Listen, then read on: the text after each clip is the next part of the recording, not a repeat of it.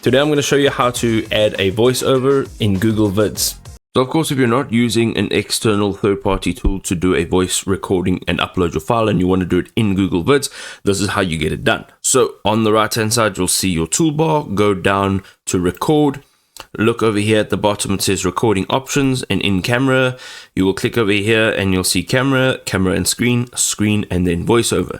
Click on voiceover and then click on start recording. You can see that here is your scene, so you can actually use this transcript over here, or you can just say whatever it is that you would like to say, and this is what it will look like. Good day, ladies and gentlemen.